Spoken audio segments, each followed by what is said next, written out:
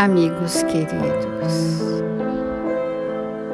nos reunimos em nome de Jesus, nosso bom e amado Mestre,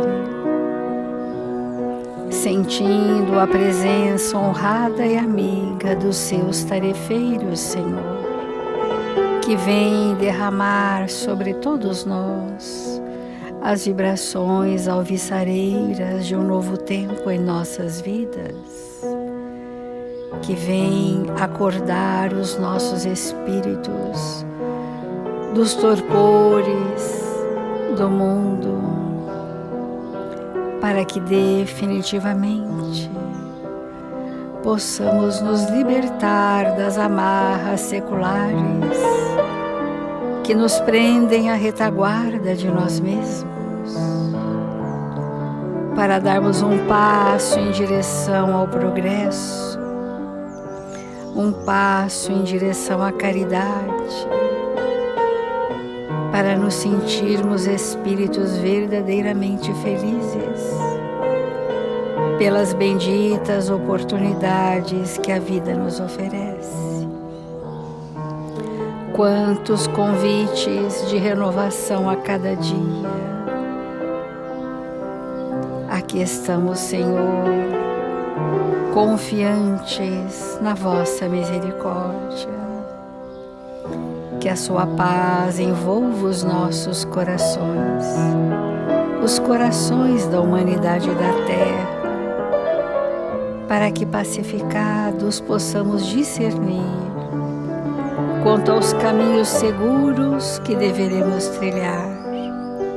Abençoa-nos nesta hora, Senhor, cubra-nos de bênçãos e infunde em nossos corações as vibrações da esperança. Assim, amigos queridos, com alegria e paz em nossos corações, iniciamos as reflexões do Evangelho desta manhã. Obrigada, Senhor Jesus. Obrigada, amigos queridos, e que assim seja.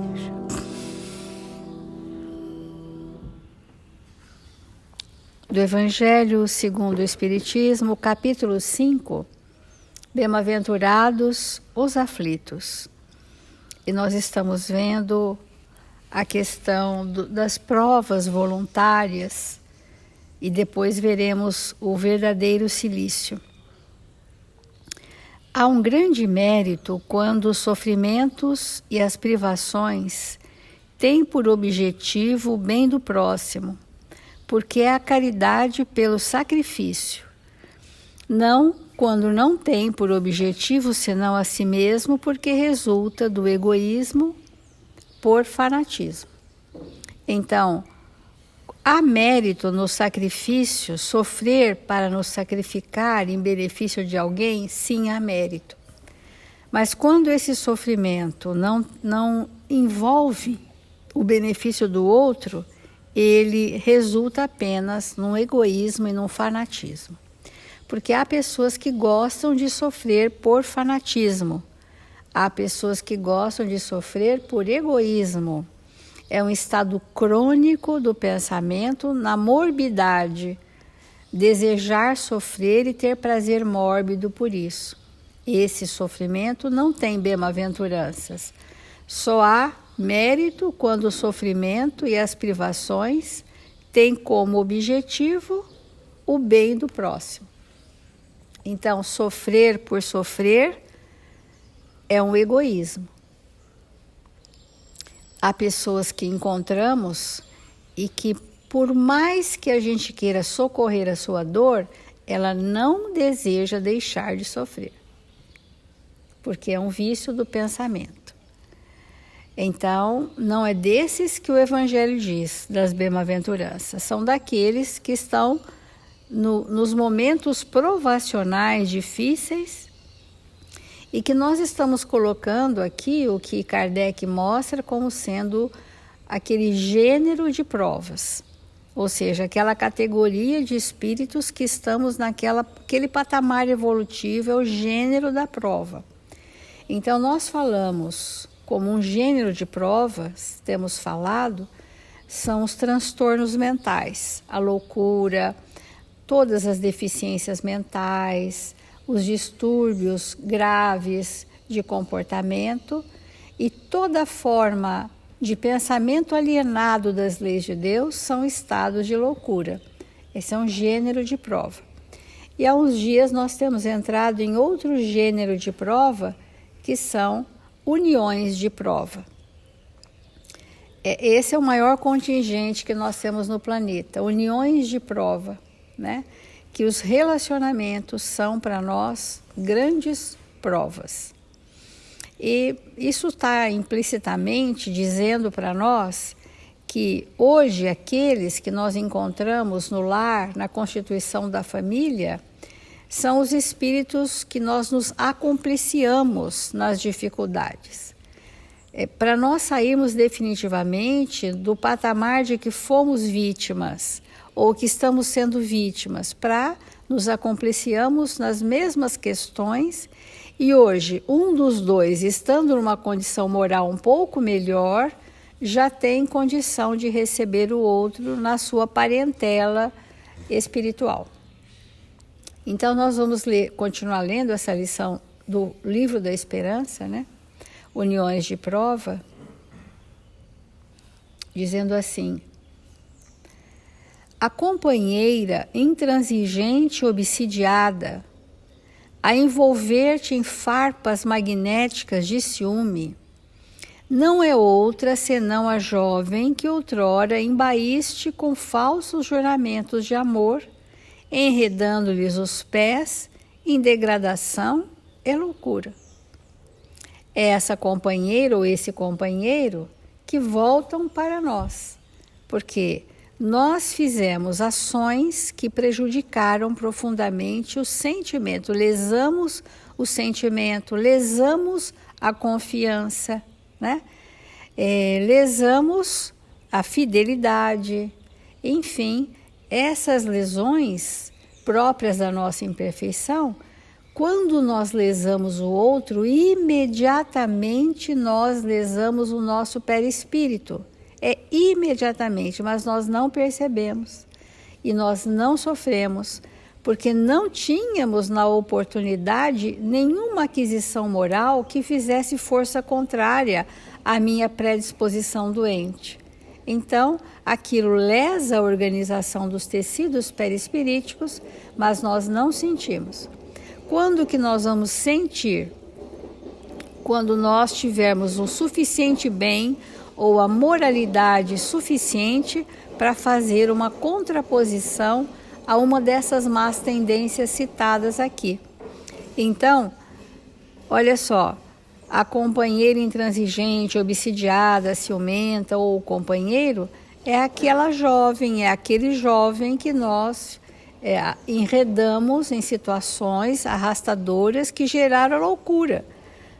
Podiam até ter gerado essa loucura, ter gerado suicídio, ter gerado doenças graves. Então, todas as vezes que nós lesamos o outro, nós estamos lesando a nós mesmos.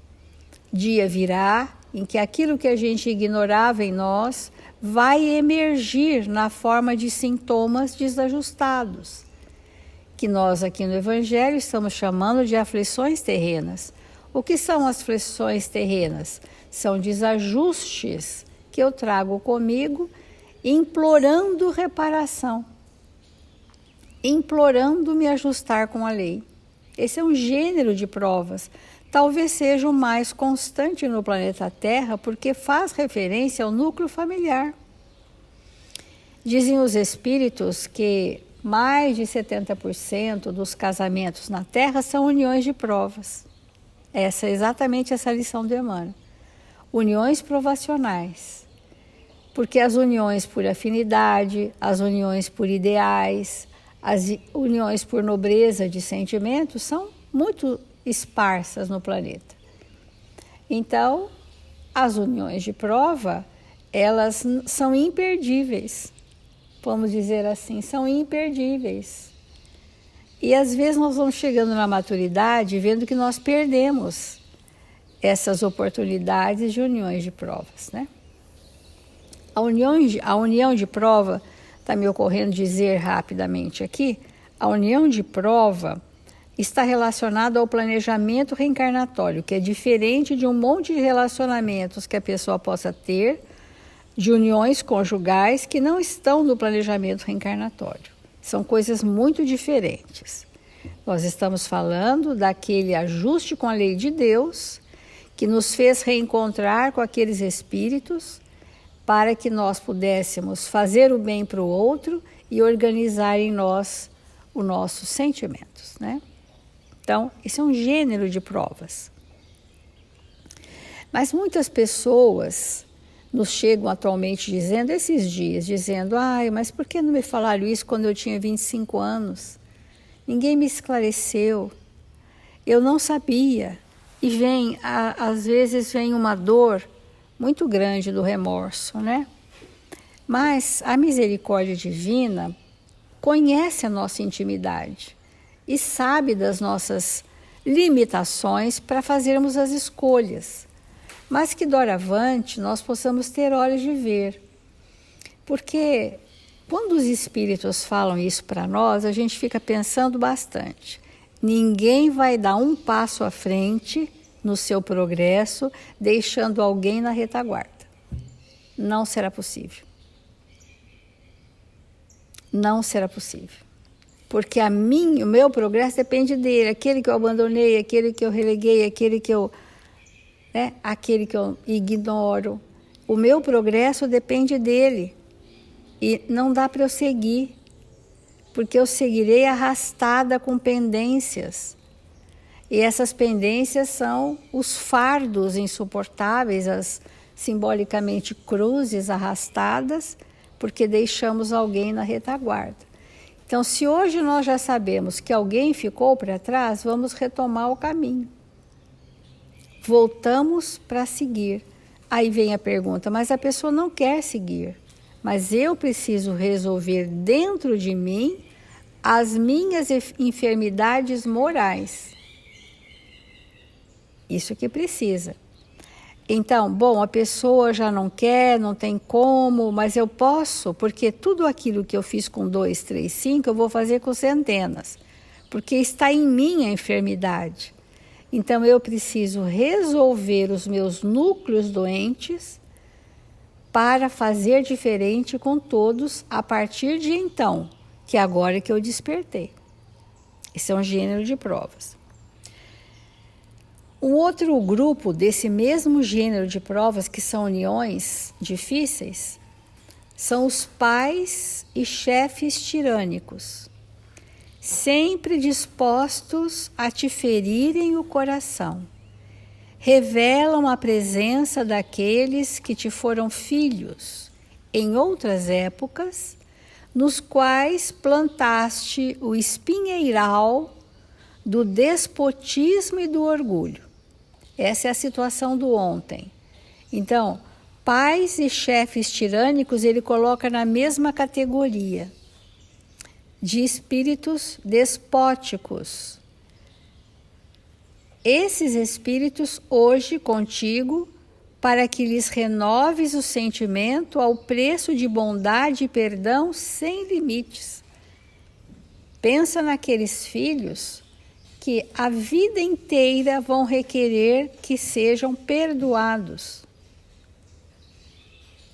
E que a vibração da bondade, não a bondade sem a força da energia, mas a bondade como veículo de compreensão e indulgência, aquela mente infantil que eu subjuguei no passado e que hoje se insurge em minha vida, buscando muitas vezes o revide das agressões. Esse é um gênero de provas. E é com esse entendimento do Evangelho que teremos que caminhar. Espíritos enfermos. Passamos pelo educandário da reencarnação, porque a reencarnação é uma forma divina de nos dar novas oportunidades sobre antigos erros do passado. Qual se o mundo transfigurado em sábio anestesista nos retivesse no lar, para que o tempo, a afeição de professor devotado, de prova em prova, efetue a cirurgia das lesões psíquicas de egoísmo e vaidade, viciação e intolerância que nos comprometem a alma. Então, quando nós reencarnamos, há um abafamento das nossas memórias. Não é? Esse abafamento, ele é tênue como um véu, mas há um abafamento que nos descansa dos males que arrastamos. Nos acalma a perturbação que trazemos. Então passamos uma primeira infância, uma segunda infância, devagar, são anos que o espírito está acalmado na configuração infantil e ele vai acordando devagar na sua adolescência. Mas mesmo assim há um abafamento dos tormentos íntimos. E é isso que oportuniza que a gente faz de prova em prova. Vai fazendo a cirurgia nas lesões psíquicas do egoísmo, da nossa maldade, né? O egoísmo na forma de maldade, o egoísmo na forma de individualismo, o egoísmo na forma de isolamento e várias manifestações do egoísmo vai saneando.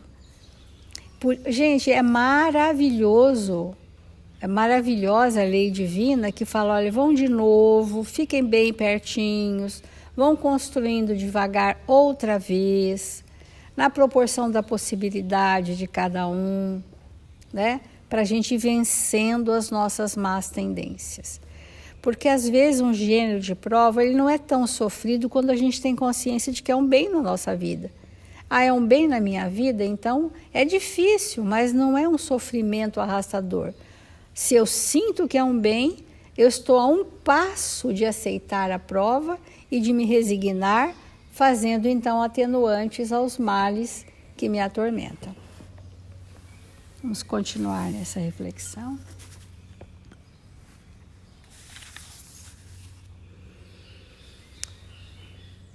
É fundamental para nós, irmãos,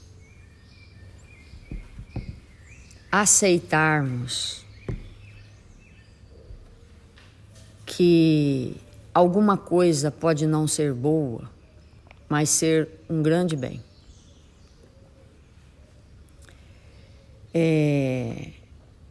Porque, de maneira geral, qual que é o nosso pensamento? Que tudo seja bom.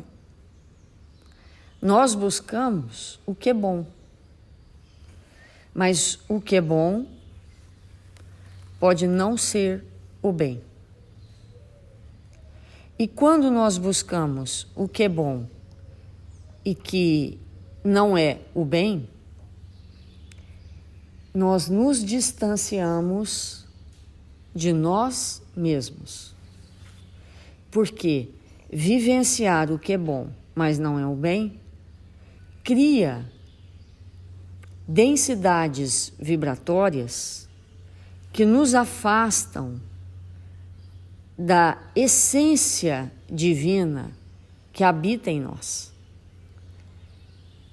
Então o espírito, ele precisa ter resiliência, ele precisa ter a capacidade de suportar o que não é bom. É muito importante isso para nós. Suportar aquilo que é difícil para nós. Porque suportar isso desenvolve os elementos da nossa felicidade real. Então, quando nós conversamos com pessoas, com espíritos que vieram com essa prova, a prova da união, e que permaneceram até o fim, e um dos cônjuges desencarnou, é muito comum, depois de um tempo, o espírito admitir para si mesmo que, apesar das imensas dificuldades, se puder, retornará com aquele espírito. É muito comum, porque nós nos melhoramos uns com os outros. Nós somos capazes de admitir que o outro melhorou na nossa convivência e que nós melhoramos na convivência do outro. E que aquelas dificuldades que o outro traz, nós já conhecemos. Então, numa próxima existência, metade do caminho já foi feito. E uma coisa muito importante, mas muito importante mesmo para nós que estamos na Terra, é resolvermos na nossa intimidade esta questão em relação aos relacionamentos conjugais. E por que que isso é de fundamental importância? Porque quando o espírito ele decide um caminhar com o outro e ele diz para ele mesmo, não é bom, não é agradável, mas é aqui que eu vou ficar, é aqui que eu vou desenvolver as minhas potencialidades, é aqui que eu vou sanear as questões íntimas. Quando o espírito se propõe a fazer isso, há uma resolução íntima. Há uma resolução íntima muito profunda em relação a vícios que nós trazemos muito arraigados na nossa intimidade. Todo espírito que abandona definitivamente um vício, ele se transforma numa outra pessoa. E todo espírito que mantém seus vícios fica como ele é. Então, sobre o aspecto da união conjugal, nós temos que ver nisso uma das maiores possibilidades que nós temos de modificação íntima e de abandono dos vícios. Porque somos espíritos viciados em inúmeras questões. E esses vícios, eles aparecem de forma muito proeminente nos relacionamentos conjugais. Mas muito. E eles nos permitem sanear isso definitivamente na nossa intimidade. Porque as provas, elas não são castigos. Isso é muito importante de nós compreendermos. Provas não são castigos. E muitas vezes nós lemos assim. Nós sentimos dessa maneira. Deus está me castigando. Ou a vida está me castigando. E provas são oportunidades redentoras que o espírito abraça para a sua auto-libertação. Quando o espírito entende que ele está vivendo um castigo, ele não dá conta. E por que ele não dá conta? Porque realmente nenhum de nós deve submeter a isso. Porque isso é contrário às leis divinas. Mas se eu alimento esse pensamento que não corresponde à verdade, eu tenho uma necessidade extremada de sair do castigo. Daí a importância de nós compreendermos o que são essas oportunidades redentoras. E nós vamos ler alguns trechos do texto No Campo das Provas, do livro Semeador em Tempos Novos. A vida na Terra pode ser comparada a campo imenso de provas, em que cada espírito ingressa procurando o triunfo em si próprio. Eu não largo a minha prova porque eu não triunfei sobre mim mesmo. Esse deve ser o pensamento. Porque vamos pegar um exemplo de um valor que é fundamental para vencermos a prova, que é a paciência. Vamos pegar esse valor. Sem paciência, ninguém vence a prova. Não é possível. E sem paciência, não tem caridade. Não existe caridade sem paciência. E sem caridade, não há salvação. Portanto, a prova que nós estamos submetidos, que pode ser a da união, ela requer, para que possamos vencê-la, extremada paciência.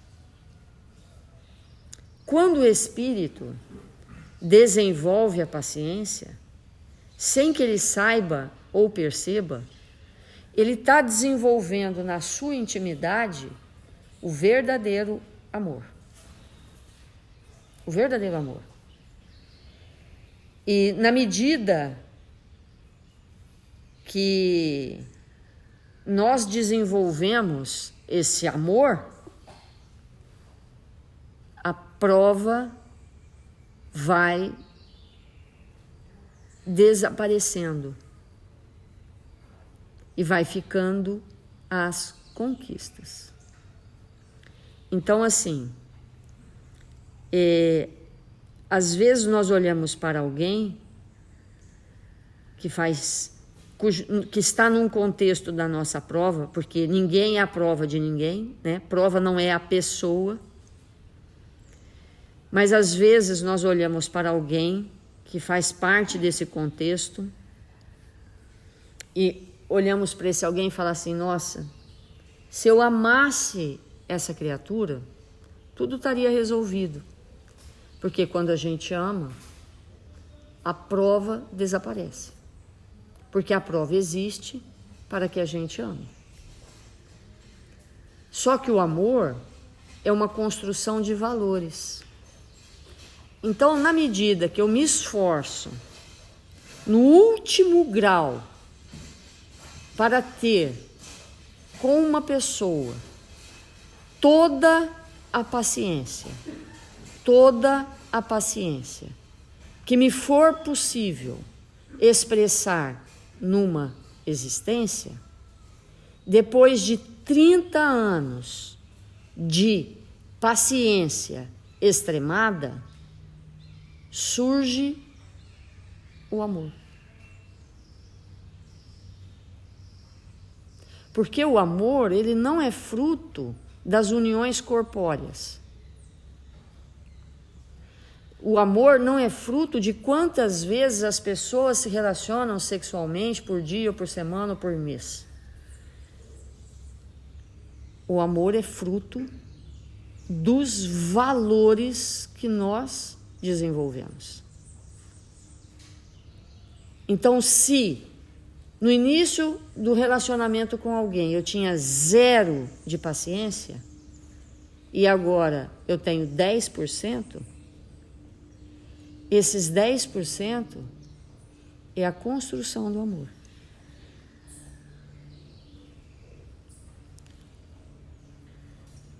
E sem paciência, sem a paciência, não há construção de nada. Porque quando a gente lê o que Paulo fala da caridade, ele começa: a caridade ou o amor, cada texto tem uma tradução, não importa. O amor ou a caridade é o quê? Paciente. Se eu não sou paciente com você, eu não te amo.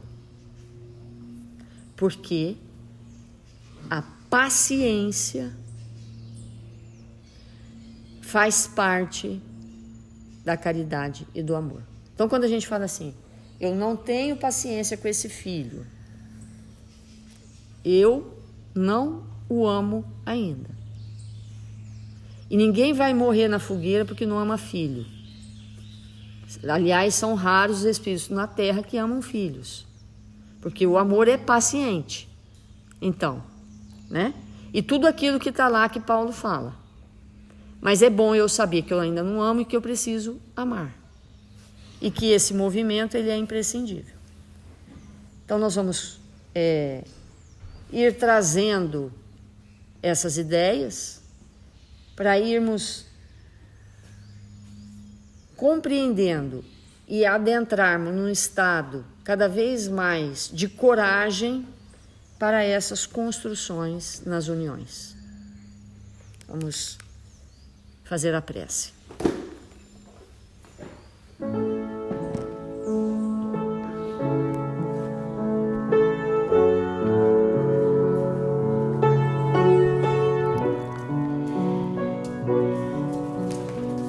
Senhor Jesus, divino amigo das nossas vidas, que nesta hora abençoada, o Senhor possa nos envolver com as vibrações amorosas e nos estimular, Mestre amado, a viver a paciência nos nossos relacionamentos, compreender o tempo de cada um daqueles que nos cercam, compreender seus movimentos íntimos e contribuir para que eles possam vencer a si mesmo, tanto quanto estamos empenhados em nos vencer. Rogamos, Mestre, que o seu amor nos fortaleça, nos vivifique, para que sejamos espíritos melhores. Que neste dia abençoado, nós possamos orar por todos os nossos irmãos registrados nos cadernos de vibração da nossa casa, que eles possam ser visitados por estes espíritos honrosos, luminosos, que velam por nós. Mil vezes obrigado, Senhor, por nos encontrarmos em seu nome. E que nós, brasileiros, a quem foi confiado a transformação dessa nação na pátria do Evangelho, possamos contribuir mais e mais, Senhor,